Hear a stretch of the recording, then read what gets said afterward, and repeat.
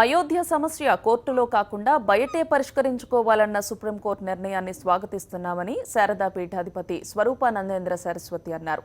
విశాఖలో మాట్లాడిన స్వరూపానంద అందరితో చర్చించే విధంగా కోర్టు అవకాశం కల్పించడాన్ని హర్షించారు. ఈ సమస్య యూపీ ముఖ్యమంత్రి యోగి ఆధ్వర్యంలోనే వచ్చే ఏడాది మార్చి కల్లా పరిష్కారమవుతుందని ఆశాభావం వ్యక్తం చేశారు. అయోధ్య అంశంపై గతంలో సుబ్రహ్మణ్య స్వామి తనతో చర్చించాక కోర్టులో పిల్ వేశారని ఈ సందర్భంగా గుర్తు చేశారు. యూపీలో కబేలాలను మూసివేయిస్తామన్న సీఎం యోగి నిర్ణయాన్ని స్వామీజీ అభినందించారు. దేశంలో అన్ని రాష్ట్రాలు యోగిని ఆదర్శంగా తీసుకోవాలన్నారు. తెలుగు రాష్ట్రాల ముఖ్యమంత్రులు కబేలాలను నిషేధిస్తూ నిర్ణయం తీసుకోవాలని కోరారు.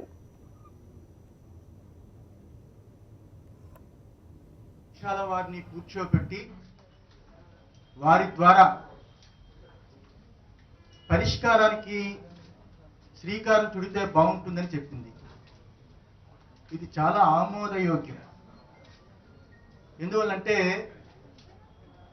ఒకప్పుడు ఈ రకంగానే కోర్టులు ఎక్కకుండా అయోధ్య రామాలయం గురించి చాలా సార్లు ఇరుపక్షాల వారు కూర్చున్నారు. కానీ అప్పుడున్న కాంగ్రెస్ గవర్నమెంట్ ఇలాంటివి ఒక కుట్రపూరితమైన రాజకీయాలు కలిగి ఉండడం చేత ఆ పరిష్కారానికి సరైన నిర్ణయానికి ప్రభుత్వం ముందుకు రాలేదు.